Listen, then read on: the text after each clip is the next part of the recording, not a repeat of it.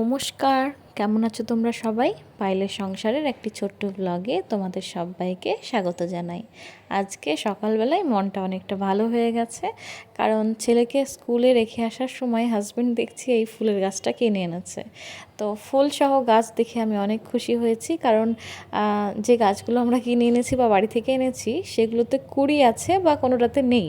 তো সেটা আমি হাজব্যান্ডের সামনে মন খারাপ করেই বলছিলাম, জানো তো, এতগুলো ফুলের গাছ নিয়ে আসা হলো, একটাতেও ফুল দেখতে পাচ্ছি না। আর গাছে ফুল নেই, তবে কিন্তু মনটা খারাপ লাগে। কিন্তু একটা ফুল ধরে থাকলে ওই ফুলের দিকে তাকিয়েই অনেকটা সময় কাটিয়ে দেওয়া যায়, আর দেখতেও ভালো লাগে। তো সেই কথাটাও শুনে দেখছি আজকে বাজার থেকে আসার সময়, মানে ছেলেকে স্কুল থেকে রেখে আসার সময় বাজার করে এনেছে, তার সাথে দেখি ফুলের গাছটা এনেছে, ফুল ধরা আছে। তো আমি অনেকদিন থেকেই কিন্তু খুঁজছিলাম যে একটা ইয়েলো কালারের ফুল, যেটা একটা অরেঞ্জ কালার হয়, ওটা তো সাধারণত হয়েই থাকে যেগুলো আমরা বাড়িতে লাগাই। তো সেই গাছ আমি এনেছি, তবে আমার ইচ্ছে ছিল একটা রাই কালারের ফুল হবে, মানে রাই ফুল যেই কালার হয় সেই কালারের ফুল হবে। তো দেখছি ও সেটাই বেছে এনেছে।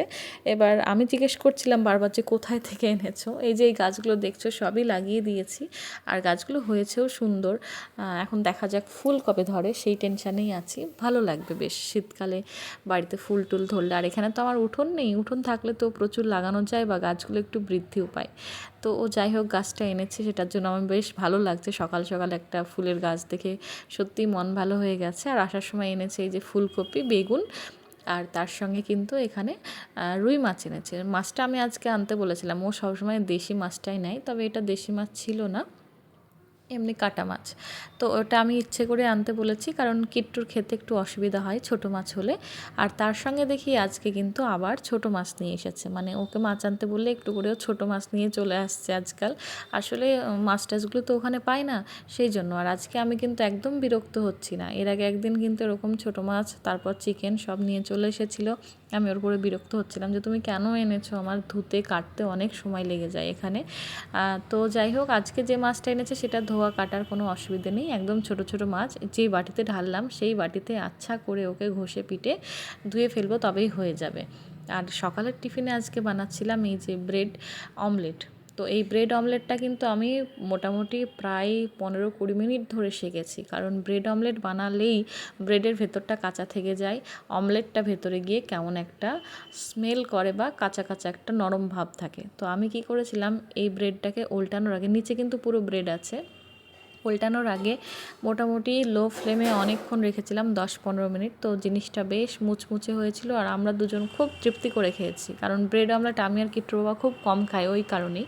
তো আজকে যেহেতু অনেক সময় নিয়ে ভেজেছিলাম, জিনিসগুলো খুব সুন্দর হয়েছিল। তো আজকে রান্না করেছি, দেখো, ভাত করেছি, বড়ি ভাজা করেছি, ছেলের জন্য গোল গোল করে আলু ভাজা, মানে ছেলের জন্য না, আমরা সবাই খাবো। কিট্টু খেতে ভালোবাসছে, এখন ওই জন্মদিনের দিন থেকে ও গোল গোল করে আলু ভাজা খেতে ভালোবাসছে।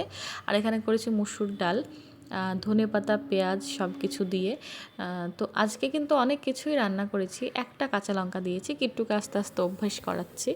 তো আজকে অনেক কিছু রান্না করেছি, কিন্তু আমার শরীরে কোনো ক্লান্তি নেই আজকে রান্না করতে। এখানে এই যে ছোটো মাছগুলো আলু, পেঁয়াজ আর বেগুন দিয়ে চচ্চড়ি বলতে পারবো, ঝোল করিনি, হালকা একটু রসা বলতে পারো, মানে হালকা হালকা একটু জল আছে। একদম শুকনো হলে তো আর মাছ ভালো লাগবে না খেতে, সেই জন্য এরকম করেছি, যেটা খেতে অসাধারণ হয়েছিল। মানে প্রত্যেকটা রান্নায় আমি কিন্তু আজকে মন দিয়ে সময় হাতে নিয়ে ধৈর্য ধরে করেছিলাম। আর ছেলের জন্য মাছ ভাজা রেখে দিয়েছি, কারণ আজকে ওর জন্য মাছের ঝোল করিনি। আর এটা আমার আর হাজব্যান্ডের আলু ফুলকপি দিয়ে মাছের ঝোল, আলু না সরি ফুলকপি দিয়ে মাছের ঝোল। আলুটা একদমই স্কিপ করে গেছি, কারণ হাজব্যান্ড আলু খেতে ভালোবাসে না। আর এই যে এত সাজিয়ে গুছিয়ে, মানে এত ধৈর্য ধরে ভালোবেসে রান্না করার কারণ তোমরা নিশ্চয়ই বুঝতে পারবে, তোমাদের সাথে শেয়ার অবশ্যই করব। তো এই যে সন্ধেবেলায় শুরু করেছি এখন স্যুপ বানাতে। সেই 1.5 মাস আগে আমি ক্যান্টিনে গেছিলাম, 1.5 মাস না, হাজব্যান্ডের আসায় 1 মাস হয়ে গেল, তার 1 মাস আগে, মানে 2 মাস হয়ে গেল, 2 মাস আগে আমি ক্যান্টিনে গিয়েছিলাম। তখন সেই ভিডিওতে আমি তোমাদের সাথে বলেছিলাম যে স্যুপ আনিয়ে রাখলাম, পপকর্ন আনিয়ে রাখলাম, এগুলো হাজব্যান্ড আসবে, সেই জন্য ও যখন আসবে তখন খাবো, কারণ এগুলো আমি আর কি একটু একা একা করে খাই না, ভালো লাগে না একা একা এসব খাবার খেতে। তো ওর যেহেতু যাওয়ার সময় হয়ে গেছে, তো হট করে মনে পড়লো যে ওর নামেই তো আমি জিনিসগুলো এনেছিলাম, আমরা একা ছিলাম তখনও খাইনি, আবার ও এসেছে, কবে বাড়ি যাচ্ছি কবে কোথায় বেড়াতে চলে যাচ্ছি এই কারণে খাওয়া হচ্ছে না। তো দেখলাম আজকে হট করেই মনে পড়লো, তাই ওকে জিজ্ঞেস করলাম একটু স্যুপ আর পপকর্ন ভাজবো খাবে সন্ধ্যাবেলায় চা না করে। তো বললো হ্যাঁ তোমার যা ইচ্ছে তুমি করো। তো এখানে টমেটো স্যুপটা করছিলাম। তবে টমেটো স্যুপটা ভালো ছিল, কিন্তু আমরা জবলপুরে যখন থাকতাম সেখানে ক্যান্টিনে যে টমেটো স্যুপটা পাওয়া যেত ওটা একটু ইউনিক ছিল, মানে ওটা খুব সুন্দর টেস্ট ছিল, ওটা টমেটো টমেটো ফ্লেভার ছিল। কিন্তু এর ফ্লেভারটা একটু অন্যরকম, মানে কোনো ঝাল লবণ কিছুই নেই, একটু আমি এক্সট্রা করে লবণ অ্যাড করেছিলাম। আর কিট্টুর জন্য তুলে রেখে এই যে একটু ধনেপাতা দিয়েছিলাম, আর কিট্টুর জন্য একটা কাপে আলাদা করে তুলে রেখে ওই যে কাপটা দেখছো, আর বাকি যে গ্লাস দুটো দেখছো সেটাতে আমি একটু হালকা লঙ্কার গুঁড়ো দিয়েছিলাম, নাহলে আমরা যেহেতু দুজন বড়ই, তো আমাদের ভালো লাগবে না একদম ঝাল লঙ্কা ছাড়া। তো হালকা লঙ্কার গুঁড়ো দিয়েছিলাম, আর এখানে কিন্তু পপকর্ন বানিয়ে নিয়েছি। আর কিট্টু আজকাল দেখো ওর বাবার সঙ্গে এত পরিমাণ অ্যাটাচমেন্ট হয়ে যাচ্ছে, আর ওর বাবার কিন্তু এদিকে যাওয়ার সময় হয়ে এসেছে বলতেই পারো।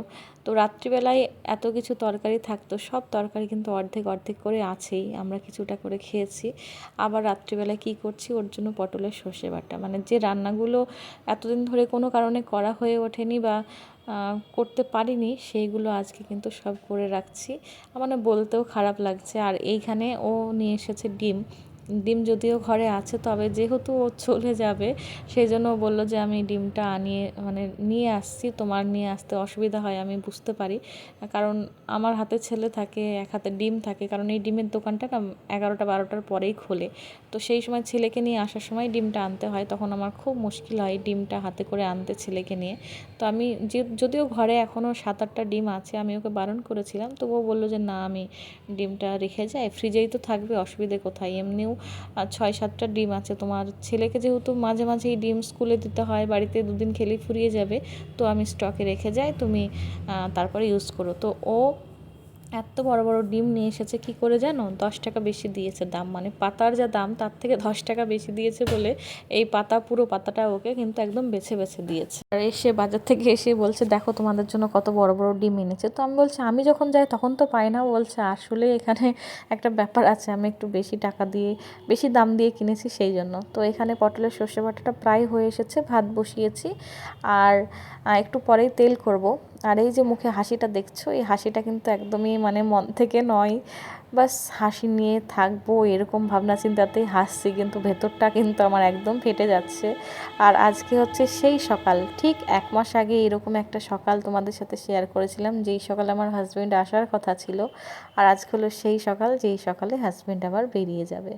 তো আজকে সকাল দেখো সেই একই সকাল, কিন্তু আজকে সকালে কোনো আনন্দ নেই, মানে কি বলবো, একদম ঝিমিয়ে আছে সকালটা, ভালো লাগছে না, আমার তো একদমই ভালো লাগছে না।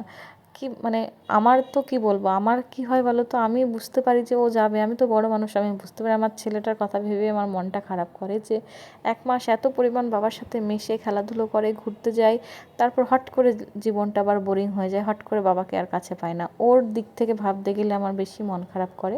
আর আমি তো বড় মানুষ, আমি তো বুঝি যে ওকে যেতেই হবে, মন খারাপ তো করবেই, তবে আমি বুঝি ব্যাপারটা যে হ্যাঁ ওকে তো যেতেই হবে, না গিয়ে উপায় নেই, ও যাচ্ছে বলেই আমরা এখানে ভালো আছি, আরামে আয়েসে দিন কাটাচ্ছি। তো সকালে বানিয়ে দেবো ওকে আলুর পরোটা, একদিন ভেবেছিলাম যে ওকে রাত্রিবেলায় আলু পরোটা বানিয়ে দেবো, ঘি আনা হয়েছে, একটু বেশি করে ঘি দিয়ে ভেজে আলুর পরোটা বানিয়ে দেবো, তো সেটাও করা হয়ে উঠেছিল না। তো ভাবলাম আজকে সকালে ও যেহেতু ব্রেকফাস্ট করেই যাবে, মোটামুটি 8:30-9টায় বেরোবে, তাহলে ওকে একটু আলুর পরোটা বানিয়ে দিই। তো ঝটপট করে উঠে পড়েছিলাম সকালে, এখানে ওর জন্য আলুর পরোটা আর একটু আচার দিয়েছি, আর তার সঙ্গে চা দিয়েছি। তো হাজব্যান্ড বেরিয়ে গেছে অনেকক্ষণ হলো, অনেকক্ষণ না, ও বেরিয়ে গেল 8:30টায়, আর আজকে কিট্টুর 9টায় স্কুল। কিট্টু স্কুলে আজকে একটু কোনো একটা অনুষ্ঠান ছিল, যেহেতু দিনটা অনেক দিন হয়ে গেছে আমার মনে নেই, তবে ওর 9টায় স্কুল ছিল। তো 8:30টায় ও বেরিয়ে গেল খাবার দাবার খেয়ে। আর এখন তার সঙ্গে সঙ্গে আমার কিন্তু মানে যে ও চলে গেল একটু বসবো সেই সময়টাও নেই, ও বেরিয়ে গেল, তারপর আমি নিজে রেডি হলাম, রেডি হয়ে আবার ছেলেকে রেডি করছি, ওরও টিফিন বানিয়েছি। কিট্টু স্কুলে পিকনিক ছিল চিলড্রেন্স ডের জন্য, তার জন্য কি হয়েছে দেখো, অন্যদিন কিন্তু একরকম টিফিন দিই, আলুর পরোটাটা ইচ্ছা করলে দিতে পারতাম, তো আজকে যেহেতু পিকনিক, স্কুল থেকে বলা হয়েছিল যে পিকনিকের দিনটা যেন একটু ভ্যারাইটি, মানে একটু 2-3 রকমের টিফিন দেওয়া হয়, মানে 2 রকমের, অন্তত 2 রকমের টিফিন দেওয়া হয়। এমন পরিমাণ টিফিন দেওয়া হয় যেন ও 1-2 জনের সঙ্গে খাবারটা শেয়ার করতে পারে। তো আমি দেখলাম আলুর পরোটা যখন হাজব্যান্ডের জন্য করলামই, তাহলে ওকে একটা আলুর পরোটা দিয়ে দিই আর তার সঙ্গে একটু নুডলস বানিয়ে দিই। তো সেটাই করেছি। তো আজকে আমার কাজের চাপটা কিন্তু অনেকটা বেশি ছিল। এক তো হাজব্যান্ড বেরিয়ে যাবে, তারপর ছেলের জন্য 2 রকম খাবার করা, ওকে রেডি করা, 9টার মধ্যে সব কিছু, মানে 9:45 আমাকে গিয়ে ওকে পৌঁছে দিয়ে আসতে হবে। তো খুব তাড়াহুড়ো করে আমি কিন্তু ওখানে বাবুকে রেডি করে দিচ্ছিলাম। মন তো খারাপ এটার বলে, মানে নতুন করে বলার কিছু নেই, কিন্তু এই যে তাড়াহুড়ো, এই তাড়াহুড়োটাই আমি আবার জীবনে ফিরে আসতে চাইছি। এতদিন ভিডিও দিচ্ছিলাম না, অনেকে হয়তো আনসাবস্ক্রাইব করে দিয়েছো, বা অনেকে আমার ভিডিও দেখতে ইন্টারেস্ট নিচ্ছ না, বা অনেকে কমেন্ট করা ছেড়ে দিয়েছো। কিন্তু ওই যে 1 মাস এসেছিল, 1 মাস আনন্দ করেছি, ঘুরেছি ফিরেছি, তো আমার কোনো আফসোস নেই যে আমি কেন ভিডিও দিইনি। অন্য সময় যখন আমি ভিডিও দিতে পারি না তখন আমি আফসোস করি যে কেন ভিডিও দিলাম না, কিন্তু এবার আমি কোনো আফসোস করছি না। কারণ এই যে 3-4 মাস পরে আসছে, একটু যদি ওর সাথে আনন্দ করি, না ঘুরি, তাহলে আর কী করে হয়? ভিডিও তো সারা জীবন সঙ্গে থাকবে। তো যাই হোক, ওর চপ্পলগুলো নিচে ছিল, এনে এখানে রেখে দিলাম। মানে চপ্পলগুলো নিচে থাকতো, ও বারবার বাজারে যেত, ছেলেকে আনতে যেত, নিচ থেকেই পড়ে চলে যেত। তো আজকে তো ও বেরিয়ে গেছে, চপ্পলটা নিচে পড়েছিল দেখে মনের ভেতরটা আজকে উঠলো যে মনে হচ্ছে যেন ঘরেই আছে, কিন্তু ঘরে তো নেই। তাই চপ্পলগুলো এনে আবার র্যাকেই রেখে দিলাম। এটা আবার ধুয়ে তুলে রাখতে হবে। আর এই যে লাগেজ টাগেজ, ঘর টর সব একদম এলোমেলো হয়ে আছে। এই লাগেজটা আসলে বের করা হয়েছে, ওর একটা ব্যাগ ছিল লাগেজটার মধ্যে। তো যাওয়ার সময়টা যেহেতু খুব তাড়াহুড়ো ছিল, দুজনের খাবার করা, ওর খাবার করা, ও তাড়াহুড়ো করে বেরোচ্ছে, তো ঘর টর কিছুই ক্লিন করতে পারিনি, ছেলেকে রেখে এসেছি। এবার আস্তে সুস্তে সব কাজ করব, মানে কাজ তো পড়েই আছে, কিন্তু ঘরটা কতটা ফাঁকা হয়ে গেছে। তবে যাই হোক, এইবারের ছুটিটা আমরা অনেক অনেক আনন্দ করেছি, সেই জন্য ভিডিওগুলো করতে পারিনি। কারণ কি বলবো, এখানে ঘুরতে যাচ্ছি, ওখানে ঘুরতে যাচ্ছি, বাজার করতে যাচ্ছি, দুজনে মিলে একসাথে বেশ সুন্দর আনন্দ করেছি। আর তারপরে ছেলের জন্মদিন ছিল, সেই দুটো দিন কাজের চাপ ছিল, তবে মনে মনে আমরা অনেক আনন্দ করেছি, দুজন মিলে হাতে পাতে কাজ করেছি।